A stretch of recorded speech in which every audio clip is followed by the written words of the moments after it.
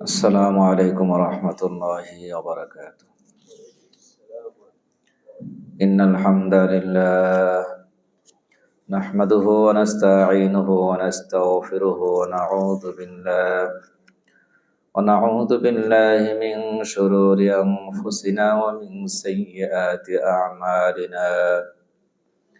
من يهده الله فلا مضل له ومن يضلل فلا هادي له. وأشهد أن لا إله إلا الله وحده لا شريك له.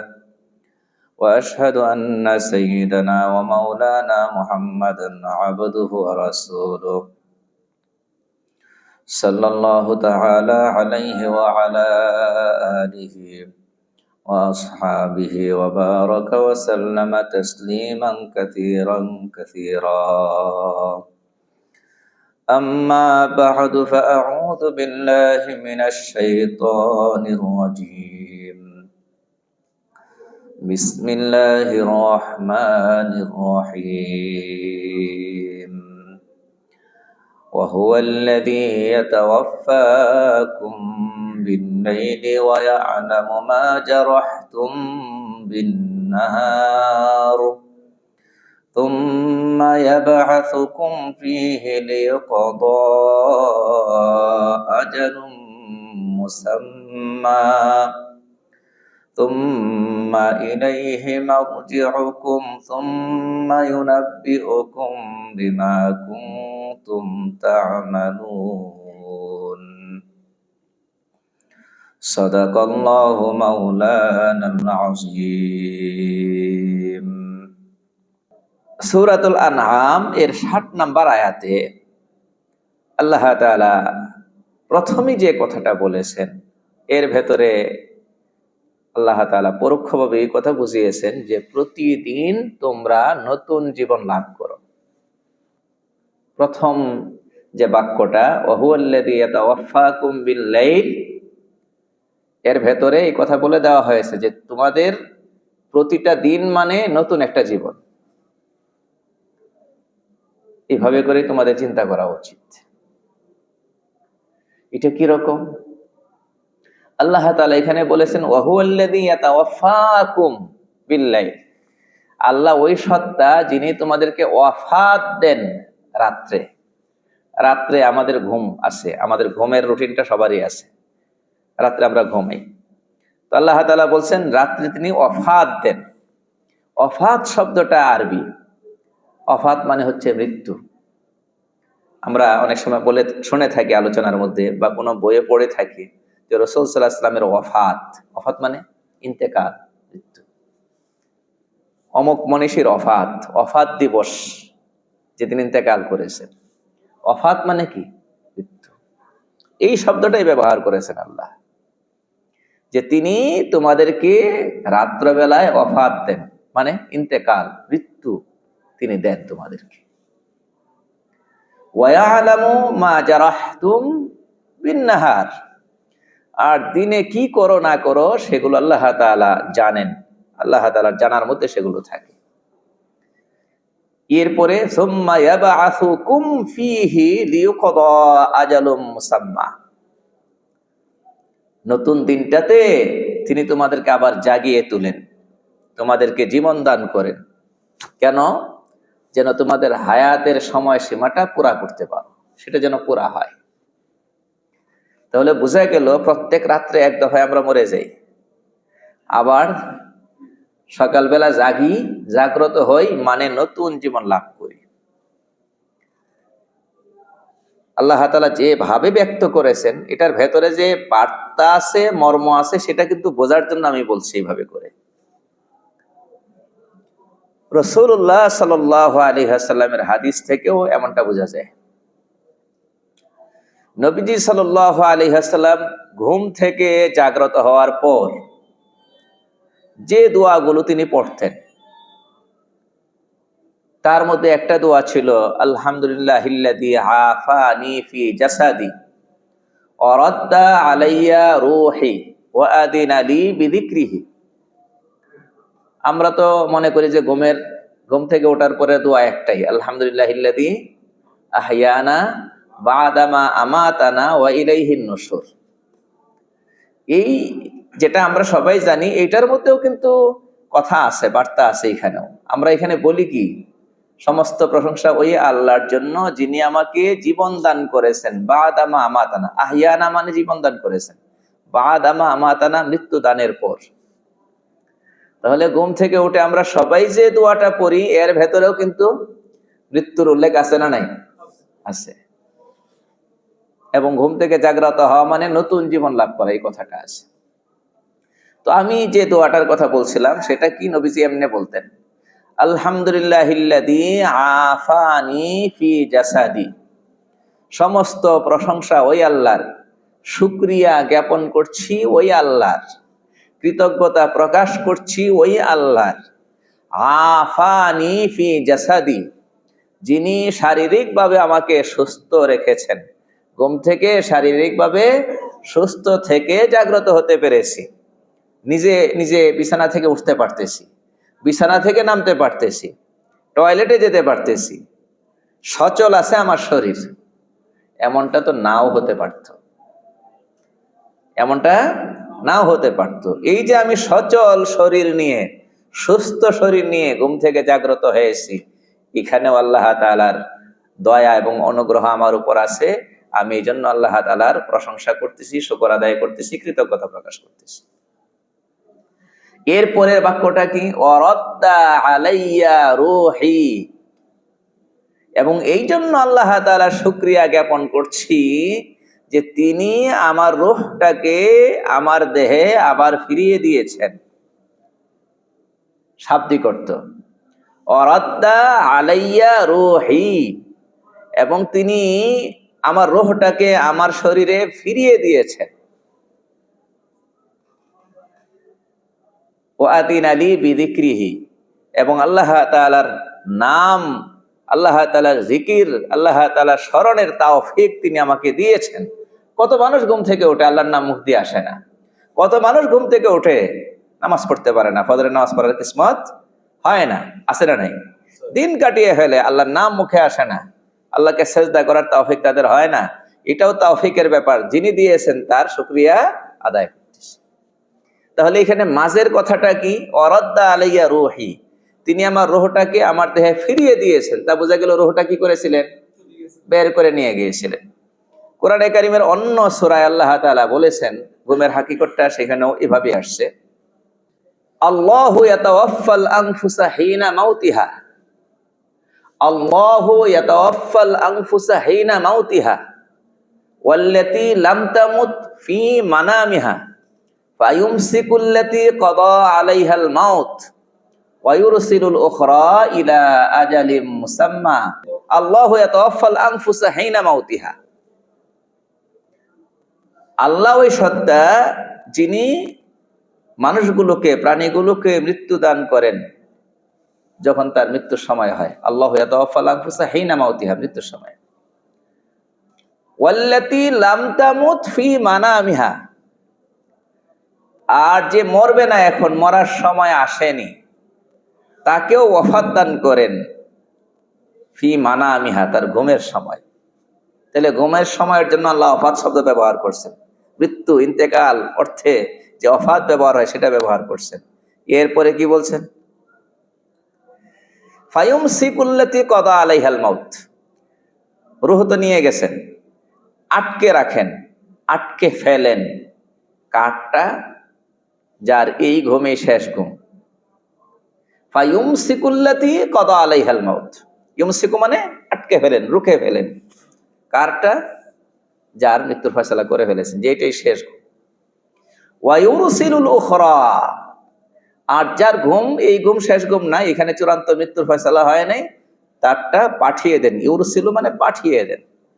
এইভাবে করে সে ঘুমায়, রূহ বের করেন, মৃত্যু নির্ধারিত হয় নাই, আবার রূহ ফেরত পাঠান ইলা আজালিম মুসাম্মা, তার হায়াত যতদিন আছে দুনিয়াতে ততদিন এই প্রক্রিয়া চলবে। ঘুমের সময় নিবেন, জাগ্রত হওয়ার সময় ফিরিয়ে দেবেন।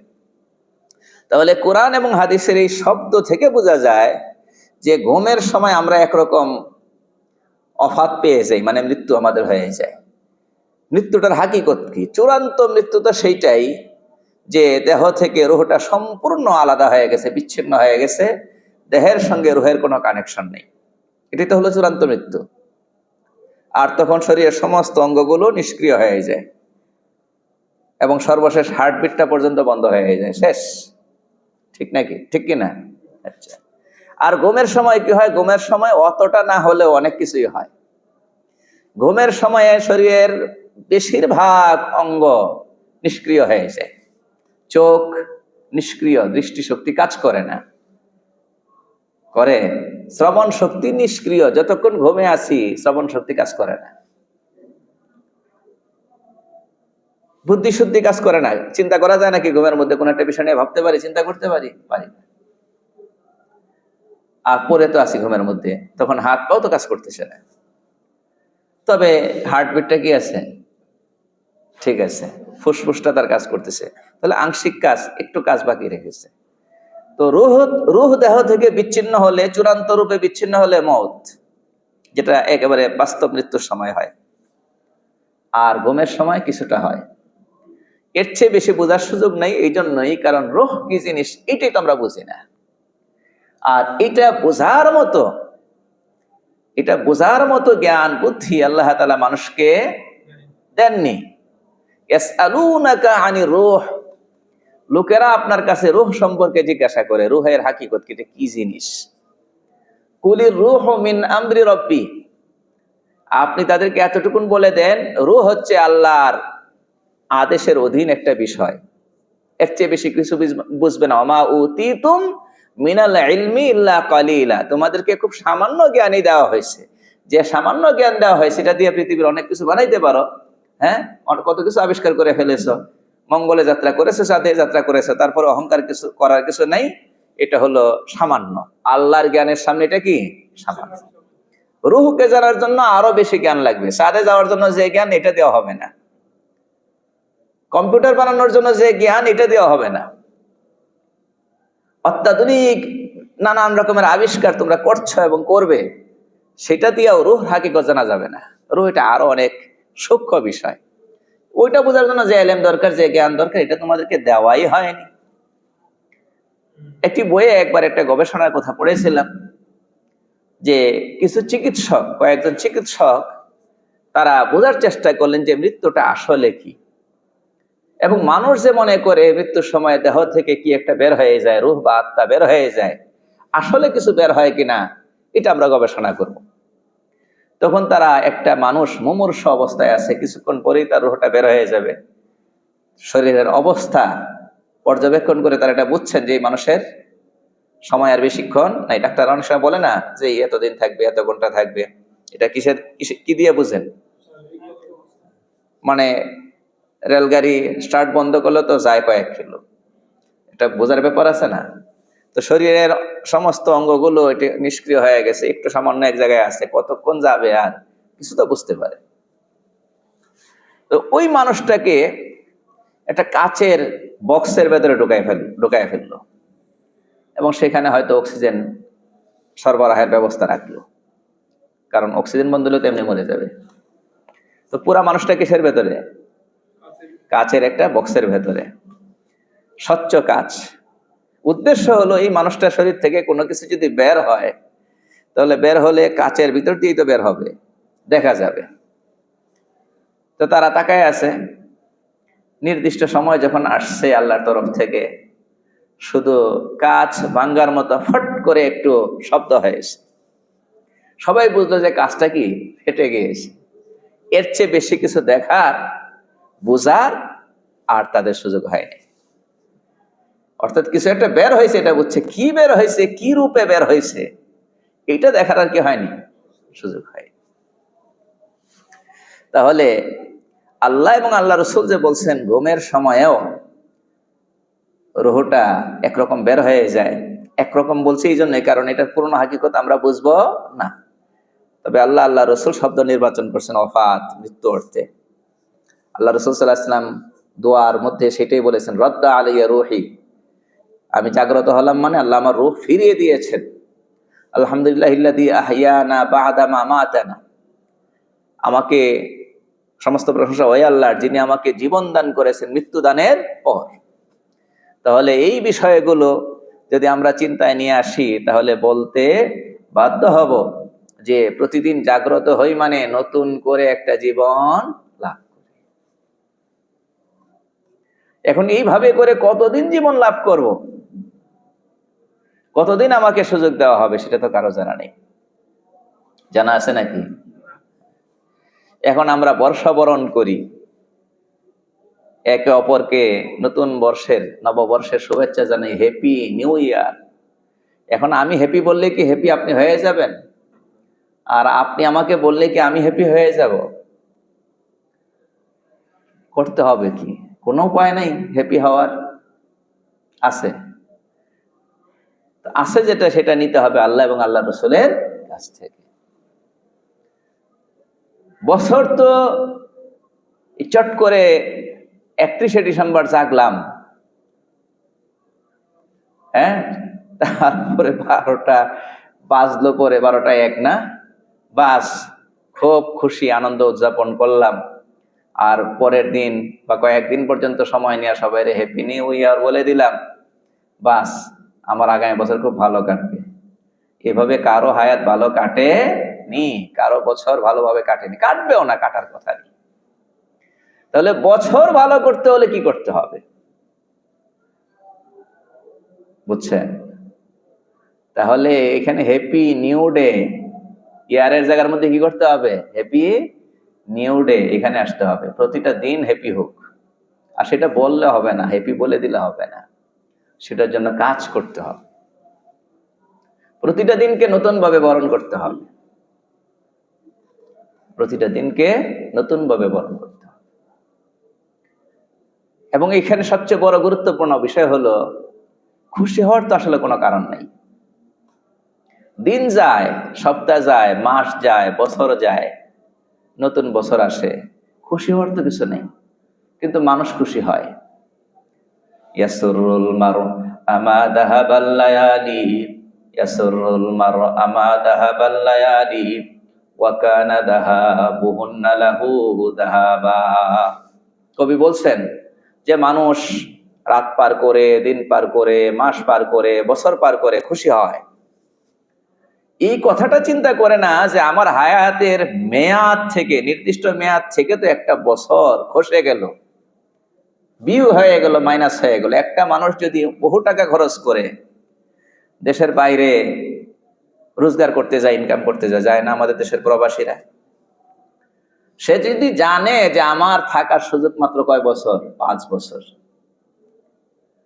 এবং ভালো একটা স্যালারি পাচ্ছি এবং 5 বছর পর্যন্ত ইনকামটা থাকবে, 5 বছর পরে সোজা দেশে ফিরে যেতে হবে, তাহলে বহু টাকা খরচ করে যদি যায় আর এই কথা যদি জানে আমার যা কামাই করা এই 5 বছরই করতে হবে, দেশে গিয়ে আর ওইরকম কিছু করার সুযোগ থাকবে না, তাহলে এক একটা বছর গেলে সে খুশি হবে না, সে চিন্তিত হবে যে আমি যে বাকি হায়াতের জন্য এই রোজগার করতেছি 5 বছরে কতটুকু করলাম, আছে আর 4 বছর কতটুকু করতে পারবো, 3 বছর পার হয়ে গেলে আছে 2 বছর, চিন্তা করবে সে। বুদ্ধিমানের কাজ হলো হিসাব করা। রাসূলুল্লাহ সাল্লাল্লাহু আলাইহি ওয়াসাল্লাম তিরমিজি শরীফের হাদিসে তিনি বলেছেন, আল কাইয়িসু মান দানা নাফসাহু ওয়া আমিলা লিমা বা'দাল মাউত। জ্ঞানী মানুষ এবং বিচক্ষণ মানুষটাকে নবীজি বলেন যে নিজের হিসাবটা নিজে করেছে এবং মৃত্যুর পরের যে জীবন, আসল যে জীবন, সেটার জন্য কিছু করেছে। ওয়ালা আজিজু মান আতবাহা নাফসাহু হাওয়াহা ওয়া তামাহা ওয়া তামান্না আলাল্লাহ। আর অক্ষম, ব্যর্থ, জীবনকে সফল করতে পারে নাই ওই মানুষটা যে নিজের মন মতো চলেছে, মন যা বলেছে তা করেছে, মন যেভাবে চালিয়েছে সেভাবে চলেছে, আর আল্লাহর উপর খুব রহমতের আশা পোষণ করেছে। দুনিয়াকে একভাবে বুঝেছে, আখেরাতকে আর একভাবে। দুনিয়াতে কেউ কর্ম না করে ফসলের আশা করে না, করে নাকি বলেন? চাকরি না করে কেউ বেতনের আশা করে না, চাষ না করে কেউ ফসলের আশা করে না, পড়াশোনা না করে কেউ ভালো ফলাফলের আশা করে না। কারণ আমি যেটা আশা করব সেটার জন্য সেই অনুপাতে আবার কি লাগবে? কর্ম লাগবে। আর এই মানুষটা আখেরাতের জন্য কর্ম না করেই আল্লাহ মাফ করে দিবেন, আল্লাহ বেহেশত দিয়ে দিবেন, জান্নাত দিয়ে দিবেন, আশা করে বসে আছে। তাহলে দুনিয়াকে বুঝছে একভাবে, আখিরাতকে বুঝছে আর একভাবে। নবীজি বলছেন সে ব্যর্থ হবে। নবীজি বলেছেন সে কি হবে? ব্যর্থ হবে। হযরত ওমর ফারুক রাদিয়াল্লাহু তাআলা এই হাদিসের অধীনেই ইমাম তিরমিজি রাহমাতুল্লাহি আলাইহি হযরত ওমর ফারুক রাদিয়াল্লাহু তাআলা একেবারে খুবই চমৎকার একটা বক্তব্য নিয়ে আসছেন। তিনি বলেছেন, হাসিবু আনফুসাকুম ক্বাবলা আন তুহাসাবু। তোমাদের প্রত্যেকেই তো হিসাবের মুখোমুখি হবে, আল্লাহর দরবারে হিসাব দেওয়া লাগবে, চূড়ান্ত হিসাব। তো সেই হিসাবের আগে দুনিয়াতে থাকা অবস্থায় নিজেদের হিসাবটা নিজেরা একটু মিলাও। বছর শেষে যদি অডিট হয়, অডিট কোম্পানি আসবে অডিট করার জন্য, তাহলে অ্যাকাউন্টসে যারা আছে এরা কি ওই দিন হিসাব নিয়ে মাথা ঘামানো শুরু করবে নাকি?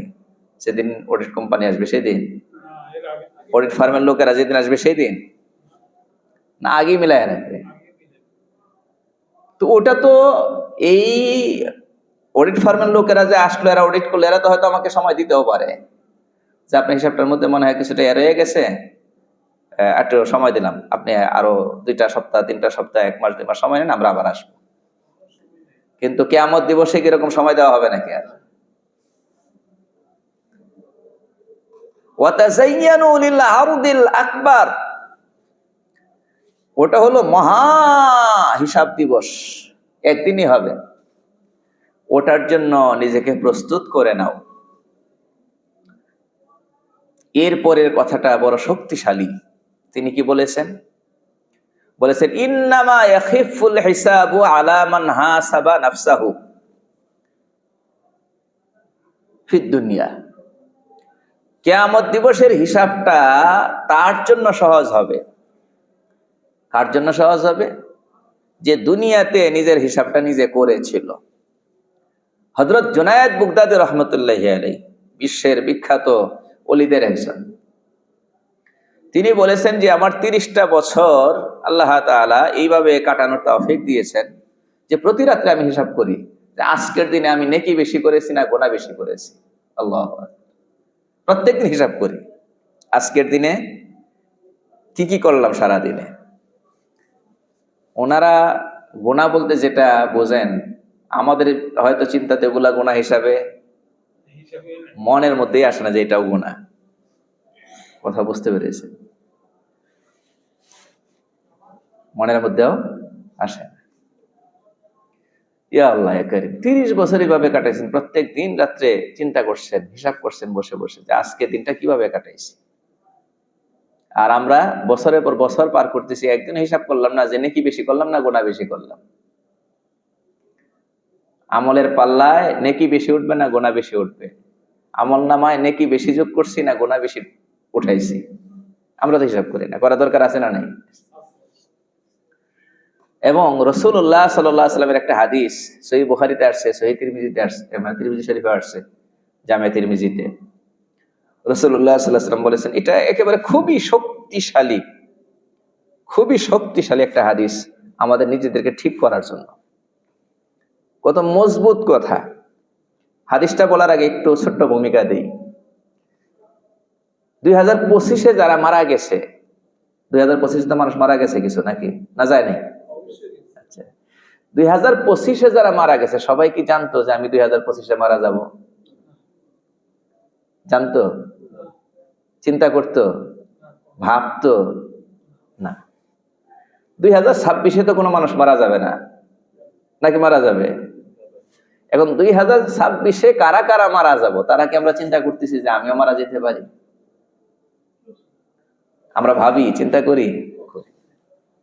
এখানে সমস্যাটা। কেউ যদি বছরে একটা দিনের জন্য মৃত্যুকে স্মরণ না করে, তাহলে এমন নয় যে ওই বছরটাতে সে মারা যাবে না। আল্লাহ ফয়সালা করে রাখলে ওই বছরেই কি মারা যাবে।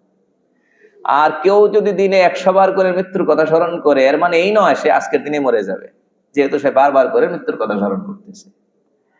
তো মৃত্যুর কথা বেশি বেশি স্মরণ করলেও কেউ আগে মরে না, আর মৃত্যুর কথা একদম স্মরণ না করলেও কেউ বেশি বাঁচে না।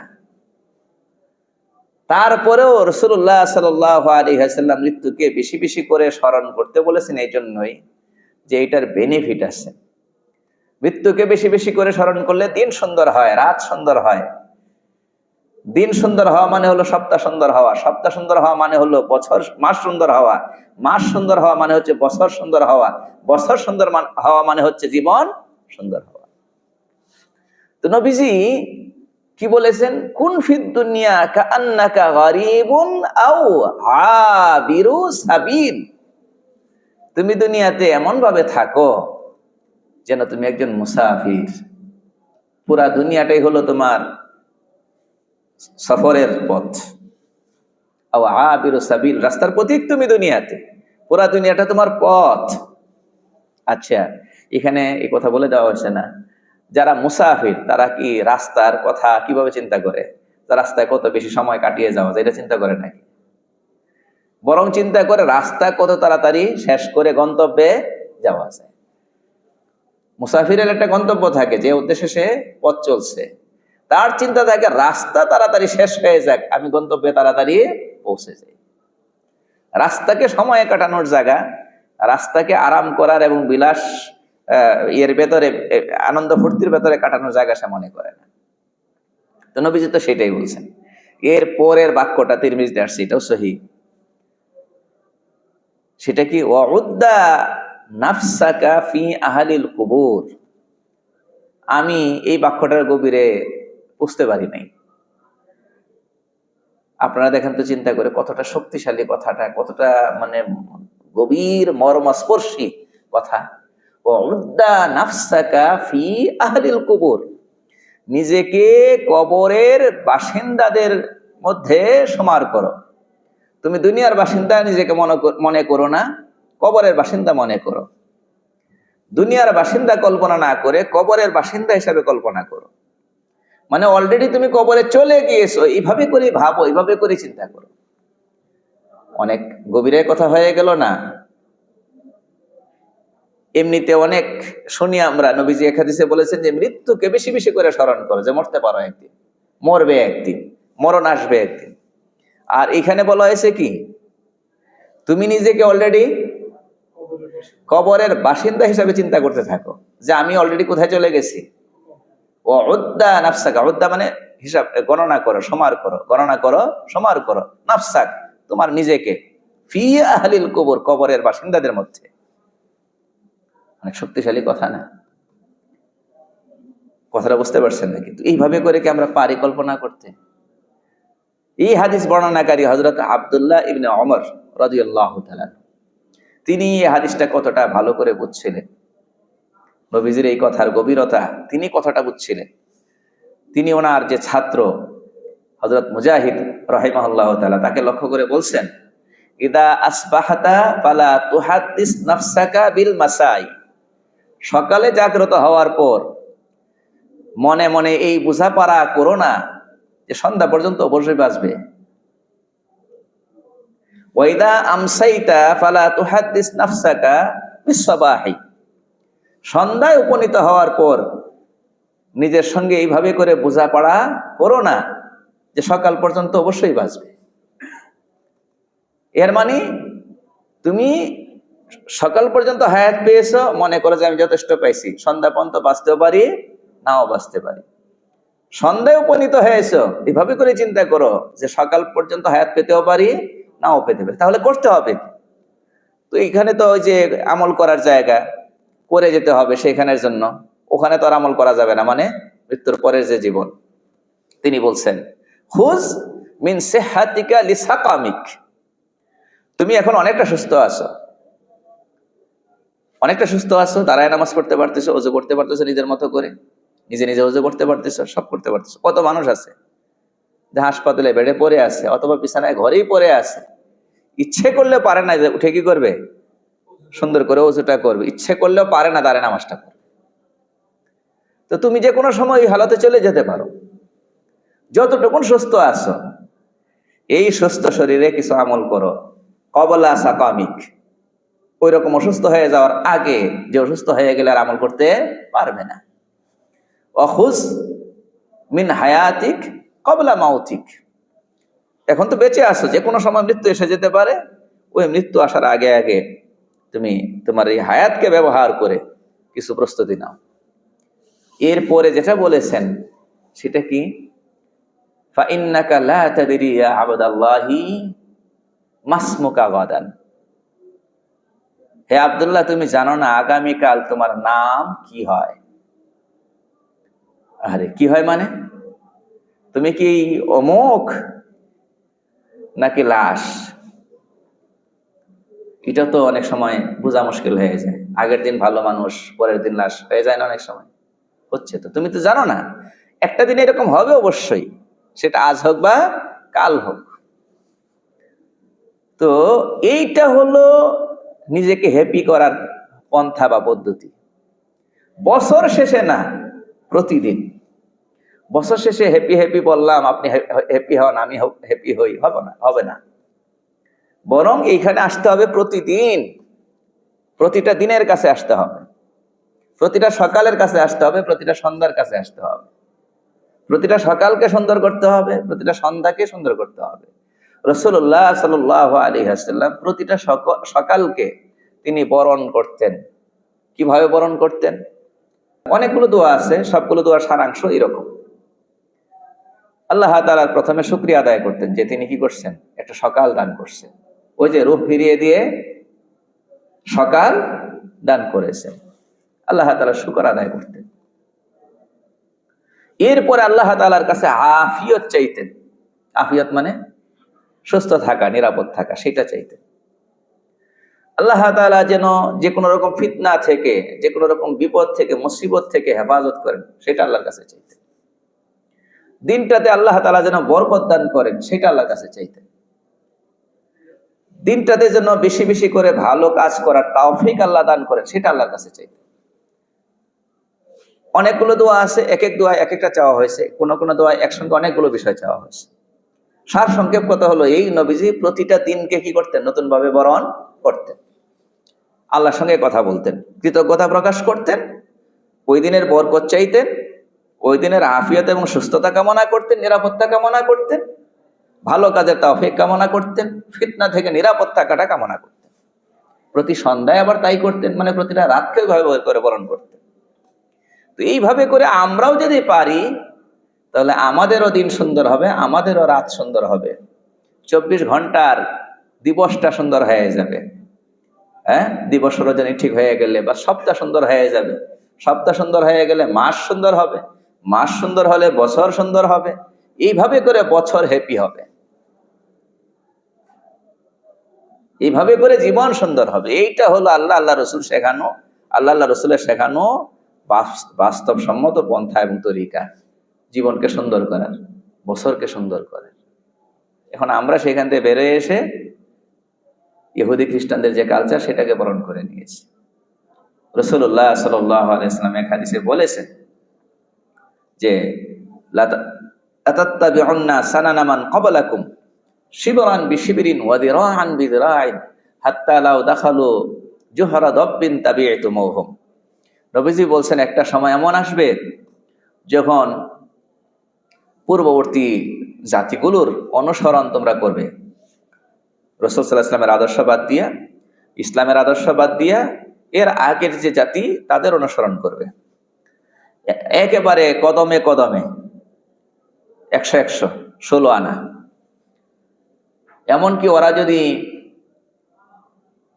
দপ মানে হচ্ছে সান্ডা, কিছুদিন আগে গেল না, সান্ডা খাওয়া না খাওয়া নিয়ে অনেক কথাবার্তা গেছে। গুইসাপের মতো একটা প্রাণী, গর্তে বসবাস করে। তো আল্লাহ রাসূল সাল্লাল্লাহু আলাইহি ওয়াসাল্লাম বলছেন, দপ বা সান্ডা এর গর্তে যদি ওই জাতি প্রবেশ করে, তোমরা ওদের অনুকরণ করে ওদের গর্তে প্রবেশ করবে। বলে, গর্তে প্রবেশ করার মধ্যে কোনো কল্যাণ আছে নাকি, ভালো মন্দ? কয় না, ওই সব চিন্তা করবে না, খালি ওরা অনুসরণ করছে তোমরাও করবে। আল্লাহ রাসূল সাল্লাল্লাহু আলাইহি ওয়াসাল্লামের কথাটা মিলে যায় না? এখন 31st নাইট যেভাবে উদযাপন হচ্ছে, ওটাই গর্তে প্রবেশের মতো না? এটার মধ্যে ভালো দিক কি আছে বলেন না? যুক্তি দিয়া বলেন, ইসলামের কথা না হয় কতক্ষণের জন্য উঠায় রাখেন। যুক্তি দিয়া বলেন, কোনো কল্যাণ আছে, ভালো দিক আছে, উপকারের দিক আছে, না সর্বনাশা দিক আছে? সর্বনাশা দিক আছে না নাই? হ্যাঁ, এই যে এবার নিউজিল্যান্ডে না কোথায় যেন এক পানশালায় 40 জন শেষ একসাথে, মারা গেল না, আমরা তো ওদেরই অনুসরণ করতেছি। আমাদের দেশে মারা যায় না, শিশু বাচ্চা, হ্যাঁ, ওই যে ফটকার আওয়াজে হার্ট অ্যাটাক করে মারা যাওয়ার ঘটনা ঘটছে না? আরো কত রকমের অন্যায় অপরাধ হইতেছে না এই রাতে। উপকার কি আছে, কল্যাণ কি আছে? তো ওই তো গর্তে ঢোকার মতন। তো সাহাবায়ে কেরাম প্রশ্ন করছে, পূর্ববর্তী যে জাতির অনুসরণ শেষ জামানার উম্মত করবে আপনি বললেন, সেই জাতি বলতে কাদেরকে বুঝিয়েছেন? আল ইয়াহুদ ওয়ান নাসারা। কিলা ওয়ামান, রাসূল সাল্লাল্লাহু আলাইহি ওয়াসাল্লাম বললেন ইহুদি সারা নাসারা সারা আর কারা, এদেরই অনুসরণ করবে। এখন সেটাই তো হচ্ছে, পশ্চিমাদের অনুকরণেই তো এটা হচ্ছে। আমাদের দেশের মানুষকে 30 ভাষায় চিনতো আগে, জানতো আগে, কিন্তু এখন এটা মহামারী হয়ে গেছে। এটার বিরুদ্ধে বললেও এখন মনে করে কি হুজুর, ওনারা তো এগুলা বলবে, এগুলো হুজুররা এগুলো বুঝে কি নাকি? আল্লাহ মাফ করুন। তাহলে বছর সুন্দর করা, দিন সুন্দর করার তরিকা একটাই। এটার দ্বারা দুনিয়ার জীবন সুন্দর হবে শুধু তা না, আখিরাতের প্রস্তুতিও এটা। আল্লাহ তাআলা এই কথাগুলো পরে বলছেন, সুম্মা ইলাইহি মারজিউকুম সুম্মা ইউনাব্বিউকুম বিমা কুনতুম তা'মালুন। সুম্মা ইলাইহি মারজিউকুম, ওই যে প্রতিদিন একবার অফাত দেওয়া হয়, মৃত্যু দেওয়া হয়, আবার জীবন দেওয়া হয়, এটা চলবে একটা নির্দিষ্ট সময় পর্যন্ত, হায়াতের মেয়াদ যতদিন আছে। এরপরে সুম্মা ইলাইহি মারজিউকুম, একদিন মরবে, মরার পরে আবার হাশরের ময়দান কায়েম হবে, সেখানে তোমাদেরকে উঠিয়ে নেওয়া হবে। সুম্মা ইউনাব্বিউকুম বিমা কুনতুম তা'মালুন, সেইখানে তোমাদেরকে বুঝিয়ে দেওয়া হবে তোমরা সারা জীবন ধরে যে কাজ করেছিলে, যে কর্ম করেছিলে, যে আমল করেছিলে, ভালো বা মন্দ, সেটা তোমাদেরকে বুঝিয়ে দেওয়া হবে। মানে প্রত্যেকের কর্মফল বুঝিয়ে দেওয়া হবে। তো ওই কথাগুলো মনে রাখতে হবে। তো এই জন্য বছর যখন একটা বছর গত হয় আর একটা বছর আসে, আমাদের গুরুত্বপূর্ণ কাজ হলো নিজের হিসাব নিজে করা। বিগত বছরে কি করলাম, আমি নিজেই হিসাব করি যে নেকি কি পরিমাণ করলাম, গুনাহ কি পরিমাণ করলাম, কয়টা নামাজ সুন্দর করে পড়ছি, কয়টা নামাজ সুন্দর করে পড়ছি, কতটুকু কোরআনে কারিমের তিলাওয়াত করছি, আল্লাহর জিকির কতটুকু করছি। আর এর বিপরীতে গুনাহ কি পরিমাণ করছি, গীবত কি পরিমাণ করছি এবং শুনছি, হ্যাঁ, চোখের গুনাহ কি পরিমাণ হয়েছে, কানের গুনাহ কি পরিমাণ হয়েছে, আরো কত রকমের গুনাহ আছে, সেগুলা কি পরিমাণ করছে। তো এইভাবে করে যদি হিসাব করি তাহলে অনিবার্য ফলাফল আপনার আমার সামনে চলে আসবে। আমাদের প্রত্যেকের অবস্থা এরকম, নেকি বেশি করছি না গুনাহ বেশি করছি? স্বাভাবিকভাবে গুনাহ বেশি হয়েছে, যদি গুনাহ বুঝে থাকি আর কি। গুনাহ কি জিনিস যদি বুঝে থাকি তাহলে কি করছি বেশি? গীবত হয় মতো করে গীবত করছি, কিন্তু নামাজ হয় মতো করে নামাজ কয়টা পড়ছি? বুঝতে পারেনি মনে হয় যে সর্বাঙ্গ সুন্দর করে নামাজ কয় রাকাত পড়ছি, কয়দিন পড়ছি। কিন্তু গীবত যেগুলা করছি তো গীবতের হক আদায় করে গীবত হয়েছে, কমপ্লিট গীবত। আল্লাহ মাফ করুন। ইচ্ছা অনিচ্ছায় কত মানুষকে কষ্ট দিছি, এটা ঘরের মানুষ হোক বাইরের মানুষ হোক। অনেকেই বাইরে ভালো মানুষ, কিন্তু নিজের স্ত্রীকে কষ্ট দিচ্ছে, নিজের সন্তানদেরকে কষ্ট দিচ্ছে, নিজের ভাই বেড়াদেরকে কষ্ট দিচ্ছে, নিজের মনকে কষ্ট দিচ্ছে। আছে না না এরকম? কষ্ট যে দিচ্ছে এটাও সে বুঝতেছে না। কত রকমের গুনাহ, মানে চিন্তা করলে কত রকমের গুনাহ আমরা করতেছি। তাহলে ফলাফল যদি এই হয় যে গুনাহ বেশি নেকি কম, তাহলে কি করতে হবে? তওবা করতে হবে, ইস্তেগফার করতে হবে। তো এই জন্য একটা বছর শেষ করে আর একটা বছর শুরু করলে আমাদের যে কাজটা খুব গুরুত্বের সাথে করতে হবে সেটা হলো তাওবা এবং ইস্তেগফার। কি? তাওবা এবং ইস্তেগফার। আর কি করতে হবে? যে আল্লাহ, পিছনে যা হয়েছে হয়েছে, সামনের বছর, সামনের দিন দিবস যা সামনে আসতেছে আর কি, প্রতিদিনের জন্য তো বলতে হবে, পুরো হায়াতের জন্য বলতে হবে, ওগুলোতে ভালো করার তৌফিক দিয়ে, ওগুলোর জন্য ভালো করার তৌফিক। তাহলে গিয়ে যদি জীবন কি হয়, হ্যাপি হয় এবং সুন্দর হয় এবং সুখী হয়। এছাড়া কোনো উপায় নেই। আল্লাহ তাআলা কথাগুলো বোঝার, আমল করার তৌফিক আমাকে এবং আপনাদের সবাইকে দান করেন। ওয়া আখিরু দাওয়ানা আলহামদুলিল্লাহি রাব্বিল আলামিন।